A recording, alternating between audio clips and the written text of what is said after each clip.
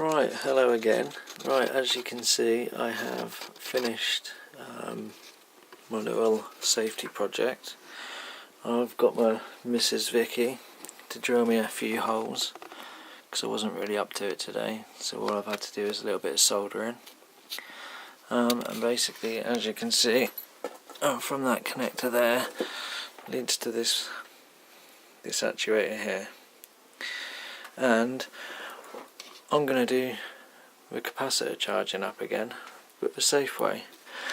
Now, as you'll see, I've got a battery compartment, and this switch is all it is connected in series here from the positive of my battery to the positive of the little charging unit thing, which I have no idea what it is. So, and yeah, these two leads just plug into here. I haven't put a contactor or anything in there. There is actually one in there, but it's just sitting on a piece of DIN rail.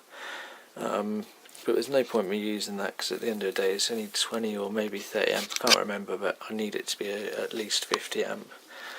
And this will be mounted on my bench. Well, it'll be mounted on the wall hopefully somewhere. So there's no point me doing it at the moment. So I shall show you guys how to do it, how the safe way to do it, not the way I was doing it the other day, which is extremely unsafe. The only other thing I would like to say is a few people commented on my screwdriver. I would just like to say that is not a screwdriver. It was a chicken stick.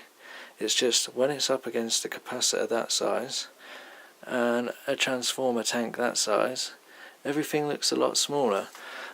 Someone commented on the wires on that the other day and said, oh, you need to change them wires, they're tiny. Well, I'm not going to run it at anything over 50 amps, and that's 50 amp cable.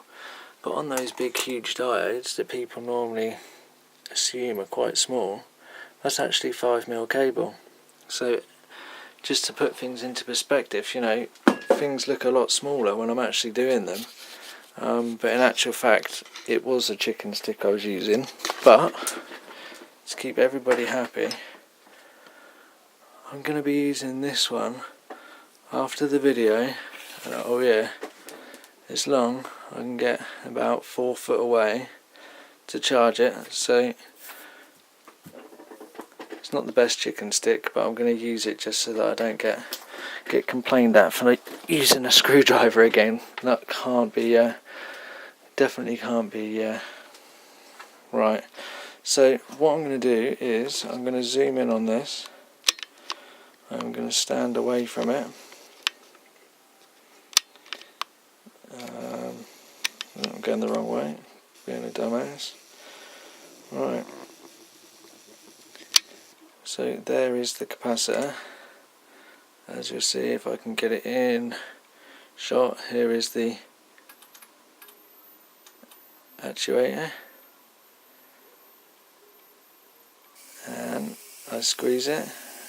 It's now charging. Yeah, going the wrong way.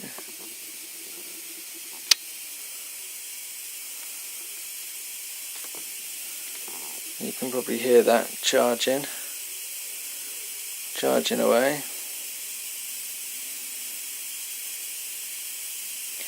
And if I've made the gap the right size, which I don't know if I have, it will discharge itself. Obviously it will charge itself back up again, so I will have to use a chicken stick to discharge it. Now if I stop it, I'm actually going to release this button. As you can hear, it is still going. That is the capacitor leaking its charge across the gap. I'm not actually holding the switch anymore, so I'm going to put it down on the floor so I can do it with my foot. Okay, you'll hear the sound go up again. Sorry about the dodgy camera work, it's really difficult.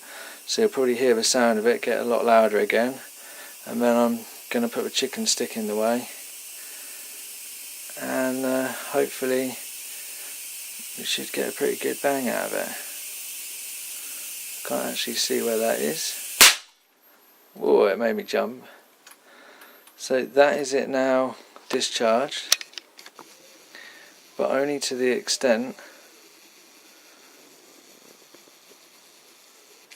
of where it banged, so there could still be some charge left in it. So the only way to find out is to hook that wire in. There you go, you can see that.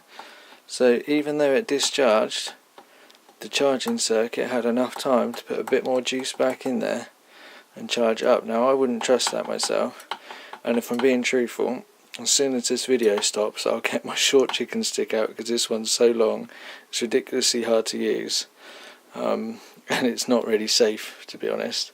But I shall short it out again, literally in a couple of minutes time, as soon as this video stopped. But as I say, if any of you guys got any questions about how to make this switch, what to use, you can pick these up on eBay.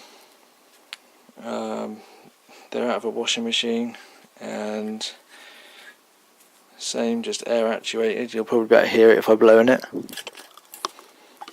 Well,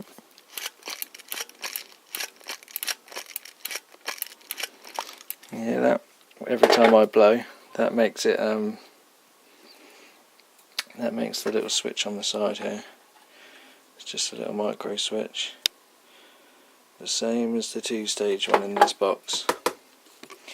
So anyway, thanks for watching, and just bear in mind, be safe, learn from other people's mistakes and be safe, because the last thing I want to hear is that someone's got injured through doing silly things like I did the other day. So thanks for watching, and I shall get this capacitor discharged as soon as the video stops. So thanks again. If you haven't seen my channel or watched my videos before, please like, comment, subscribe. Feel free to comment, keep them nice if possible. I don't mind constructive criticism, that is always good. I learnt a lot from constructive criticism from a video I done the other day, but just keep it nice.